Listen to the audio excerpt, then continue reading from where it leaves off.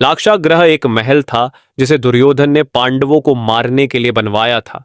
यह महल वारणावत, वर्तमान बरनावा में बनाया गया था। दैवयोग तथा शकुनी के छल कपट से कौरवों और पांडवों में वैर की आग प्रज्वलित हो उठी। दुर्योधन बड़ी खोटी बुद्धि का मनुष्य था। उसने शकुनी के कहने पर पांडवों को बचपन में कई बार मारने का प्रयत्न किया। युवावस्था में आकर जब गुणों में उससे अधिक श्रेष्ठ युधिष्ठिर को युवराज बना दिया गया, तो शकुनी ने लाक्ष के बने हुए धर में पांडवों को रखकर आग लगाकर उन्हें जलाने का प्रयत्न किया, किंतु विदुर की सहायता से पांचों पांडव अपनी माता के साथ उस जलते हुए घर से बाहर निकल गए। अपने उत्तम गुणों के कारण युधिष्ठिर हस्तिनापुर के प्रजाजनों में अत्यंत लोकप्रिय हो गए। उनके गुणों तथा लोकप्रियता को देखते हुए भीष्म पितामह ने धृतराष्ट्र से युधिष्ठिर के राज्य अभिषेक कर देने के लिए कहा।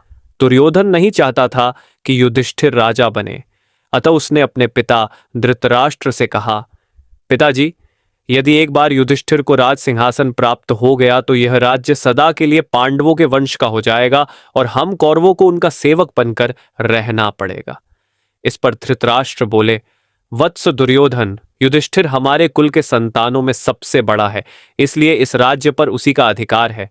फिर भीष्म तथा प्रजाजन भी उसी को राजा बनाना चाहते हैं। हम इस विषय में कुछ भी नहीं कर सकते। धृतराष्ट्र के वचनों को सुनकर दुर्योधन ने कहा, पिताजी, मैंने इसका प्रबंध कर लिया है, बस आप किसी तरह पांडवों को वारणावत भेज दें। दुर्योधन ने वारणावत में पांडवों के निवास के लिए पुरोचन नामक शिल्पी से एक भवन का निर्माण करवाया था, जो कि लाख, चर्बी, सूखी घास, मूंज जैसे अत्यंत ज्वलनशील पदार्थों से बना था। दुर्योधन ने पांडवों को उस भवन में जला डालने का षड्यंत्र रचा था। धृतराष्ट्र के कहने पर युधिष्ठिर अपनी माता तथा भाइयों के साथ वारणावत जाने के लिए निकल पड़े।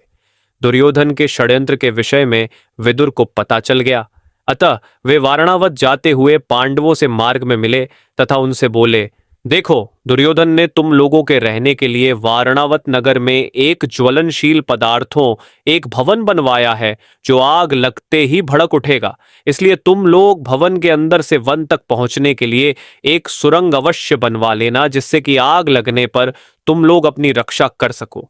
मैं सुरंग बनाने वाला कारीगर चुपके से तुम लोगों के पास भेज दूंगा। तुम लोग उस लाक्षागृह में अत्यंत सावधानी के साथ रहना। वारणावत में युधिष्ठिर ने अपने चाचा विदुर के भेजे गए कारीगर की सहायता से गुप्त सुरंग बनवा लिया। पांडव नित्य आखेट के लिए वन जाने के बहाने अपने छिपने के लिए स्थान की खोज करने लगे। कुछ दिन इसी तरह बिताने के बाद एक दिन युधिष्ठिर ने भीमसेन से कहा, भीम, अब दुष्ट पुरोचन को इसी लाक्षागृह में जलाकर हमें भाग निकलना चाहिए। भीम ने उसी रात्रि पुरोचन को किसी बहाने बुलवाया और उसे उस भवन के एक कक्ष में बंदी बना दिया। उसके पश्चात भवन में आग लगा दिया और अपनी माता कुंती एवं भाइयों के साथ सुरंग के रास्ते वन में भाग निकले। हस्तिनापुर में इस घटना का समाचार पहुंचते ही सभी ने मान लिया कि पांडव और उनकी माता कुंती आग में जलकर मर गए हैं। ये खबर सुनकर वहां की प्रजा अत्यंत दुखी हुई। दुर्योधन और धृतराष्ट्र सहित सभी कौरवों ने भी शोक मनाने का दिखावा किया और अंत में उन्होंने पांडवों की अंत्येष्टि करवा दी। लेकिन कौरवों के मन में यह खुशी भी थी कि अब पांडव उनका रास्ता नहीं रोकेंगे। पांडव लाक्षागृह से बच निकलने के बाद भी दर दर भटकते रहे। इसके पीछे मुख्य कारण यह है कि उन्हें तुरंत सामने आने में खतरा था, क्योंकि कौरवों के द्वारा रचा गया यह षड्यंत्र अगर असफल होता है तो कोई दूसरा भी षड्यंत्र तैयार रखने एवं उसमें पांडवों को फंसाने की तैयारी की गई है या नहीं, गुप्त रहकर यह पता लगाना आवश्यक था तथा इस षड्यंत्र में किसकी क्या प्रतिक्रिया होती है, इसके लिए भी समय देना आवश्यक था। पांडवों को गुप्त रहकर ही यह देखना था कि कहीं इस षड्यंत्र में धृतराष्ट्र भी शामिल न रहे हों।